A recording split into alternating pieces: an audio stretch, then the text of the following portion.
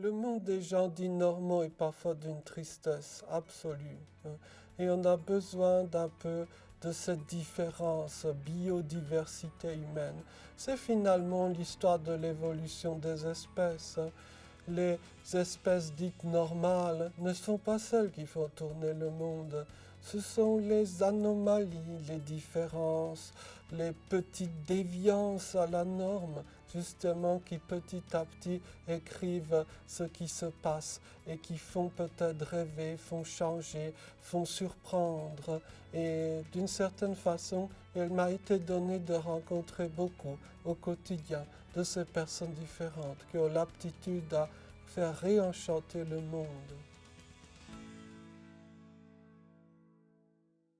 Si j'étais né normal, hein, je ne sais pas trop ce que cela veut dire, mais si j'étais né normal, j'aurais sans doute eu à ce jour un métier grassement rémunéré, peut-être dans une banque, mais est-ce que j'aurais pu rencontrer le 10e ou le 100e de ces personnes hors normes? Et peut-être ce sont leurs souvenirs à eux qui me resteront, hein, tout au long de ma petite vie, parce que au fond, les choses attendues, les choses prévisibles ne sont pas tellement savoureuses. Pour avoir une part de créativité, il vaut mieux ne pas être normal. Et j'en suis convaincu, de plus en plus, l'humanité aura besoin des personnes qui étaient jugées ou qui avaient été jugées marginales, qui ont été repoussées de la société. L'autisme peut faire partie de cette biodiversité humaine, mais il y a tant d'autres formes d'étrangeté, j'allais dire heureusement. Quand on est psychiatrisé, quand on est exclu, je ne pense pas que l'on puisse parler de long fleuve tranquille. Mais bon, par rapport à d'autres, j'ai quand même été bien plus chanceux, hein. Parfois, je me dis que j'ai été le chanceux du club. C'est peut-être exagéré.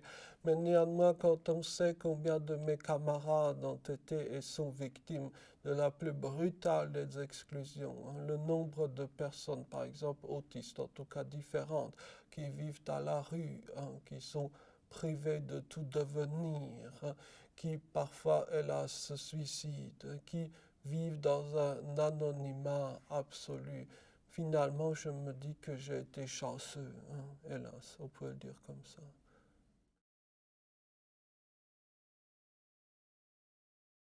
Déjà, être accepté à l'école, c'est un défi. Et surtout, c'était un défi, hein. C'est une époque pas si reculée que cela, où on pensait donc que seuls des enfants extrêmement normalisés, ou du moins en apparence normalisés, pouvaient avoir accès à l'école, hein. Et que l'intelligence ou la valeur humaine était proportionnelle au degré de normalisation, hein, degré de clone, si bon, j'ose dire, hein.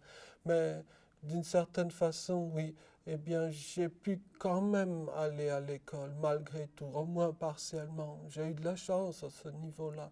Il y a eu l'obstination de mes parents qui a joué, c'est évident, hein. Mais peut-être que cette scolarisation, en tout cas, ne s'était pas passée dans les meilleures conditions, hein. J'avais été frappé tous les jours, ou à peu près. J'avais été victime, on va dire, de toutes sortes de choses. Mais peut-être qu'elle n'est pas le plus important de s'appesantir sur un passé révolu. Ah, c'était le siècle dernier, hein, oui. Mais ce qui est plus important, c'est de faire en sorte que ce type de choses ne se répète plus. Sauf que malheureusement, je ne suis pas rêveur. Je sais que ces choses se répètent et continuent encore aujourd'hui. Peut-être à un tout petit peu moindre échelle, du moins c'est ce que l'on espère, mais j'en doute parfois. Ah, je ne l'ai pas supprimé. La souffrance perdure parce que la souffrance n'est pas due au handicap, elle n'est pas due à l'autisme, elle est due à l'ignorance de ces choses. Donc dès lors, vous ne la sublimez pas puisque ce n'est pas à vous de la sublimer d'une certaine façon, hein.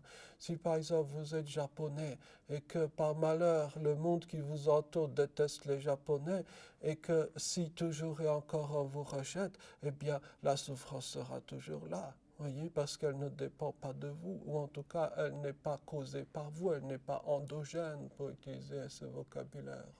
Donc, elle existe, mais par contre, ce qui peut être changé, c'est de tenter de créer une société qui accepte un peu mieux cette différence-là. Et d'une certaine façon, j'ai un petit observatoire personnel tout à fait curieux, puisque combien de fois, même aujourd'hui, par exemple, des personnes se moquent de ma diction, hein, et pensent que du fait de ma lenteur de débit verbal ou de mon accent, je suis forcément quelqu'un de particulièrement indigent sur le plan intellectuel. Hein.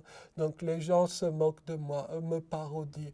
Mais parfois, quand ils apprennent que peut-être j'ai gribouillé quelques bouquins, etc., ensuite leur ton change. C'est extraordinaire de voir ces hypocrisies sociales, hein, comment, je dirais, en fonction d'un statut social, l'attitude des gens change parfois totalement. Hein. Parfois, on se demande qui est en fait saint d'esprit et qui ne l'est pas. Hein. Ça, c'est une vaste question. Hein. Mais vous savez, ce n'est pas, je dirais, une question que moi seul je me pose. Ça va bien au-delà. Oui. La résilience humaine, je dirais, on l'acquiert par la force des choses. Quand on est porteur de handicap, d'une certaine façon, on est amené à devenir un laboratoire ambulant de solutions. Les solutions ne sont pas données par un enseignant, par un livre. Les solutions, il faut les trouver pour chaque personne. Hein. Et on m'a poussé à cela, on m'a peut-être, oserais-je dire, violenté. Hein. Au tout début, les petites associations dans l'autisme, quand elles organisaient une soirée, rassemblaient 2 ou 3 personnes.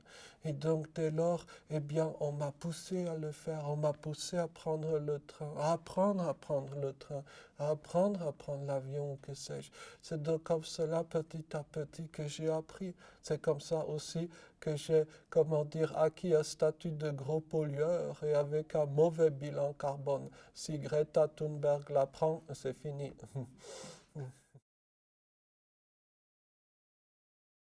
Oui, au choix, pendant vos vacances qui approchent, du moins je l'espère pour vous, vous avez 2 options. Soit vous allez à Barcelone, soit vous allez à Ispahan en Iran. Si vous allez à Barcelone, c'est l'option stress réduit, du moins pour les non-autistes. Vous connaissez peut-être, il y a de nombreux vols qui y vont. Hein.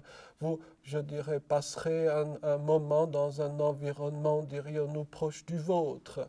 Mais qu'est-ce que vous en tirerez? Par contre, si vous allez à Ispahan, eh bien, il faudra d'abord trouver ce lieu sur la carte, puis surmonter sa peur, ce moment de terreur, en voyant que c'est dans la République islamique d'Iran. Oui. Puis vous vous demanderez qu'est-ce qui s'y passe, est-ce qu'on sera kidnappé là-bas ou pas?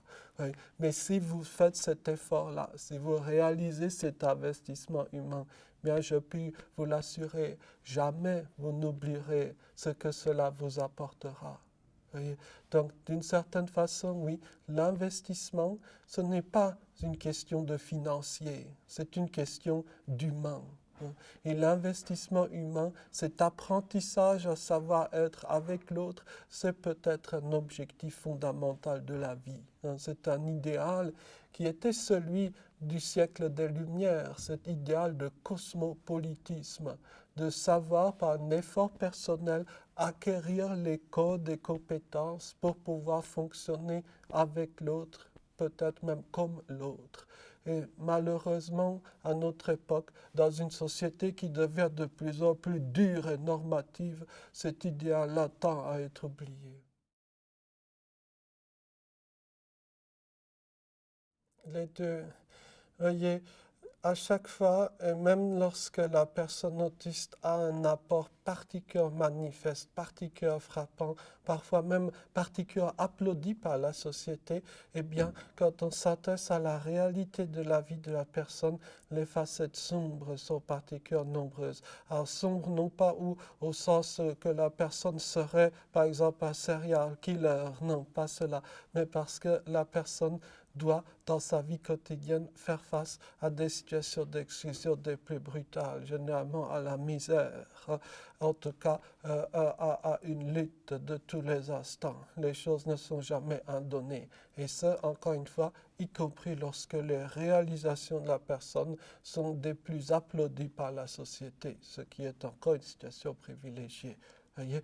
Donc il y a une différence entre, par exemple, être applaudi, que sais-je, 5 minutes par mois lors de je ne sais quel événement dédié, et puis d'endurer au quotidien les remarques moqueuses, l'exclusion, le rejet qui peuvent encore marquer le quotidien de tant de personnes différentes.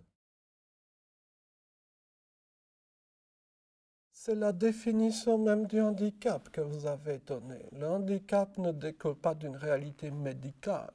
Le handicap découle d'une situation sociale. Hein, c'est très important.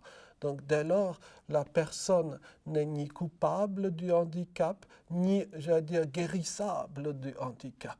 Hein, puisque c'est plutôt la société qui est cause de ce handicap-là.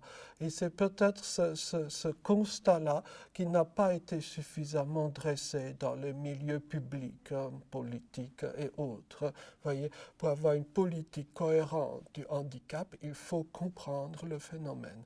Et je pense qu'à ce niveau-là, c'est plutôt un travail sur la société que l'on est amené ou que l'on devrait avoir. Je pense que le nombre de personnes qui viennent montre qu'il y a une détresse terrible. La société dite normale est une société étouffante. Les personnes qui pensent être normales savent au fond d'elles que leur mode de vie usuel n'est pas épanouissant, n'est pas porteur d'épanouissement. Donc dès lors, il y a cette volonté de découvrir un ailleurs, ce goût d'ailleurs, pourrait-on dire, qui, à mon avis, fait profondément partie de l'expérience humaine. Et peut-être que ce goût d'ailleurs peut trouver son débouché non seulement dans des voyages, dans des endroits kilométriquement très éloignés, mais dans ces pérégrinations, ces transhumances sur les routes lointaines des pays, des gens étranges qu'on pourrait appeler par exemple l'Autistan. En tout cas, la présence des personnes à ce type de rencontres, la tenue elle-même de ces rencontres est le plus bel hommage à la différence, à l'utilité, au caractère indispensable de la différence pour la vie commune. Bienvenue en Autistan.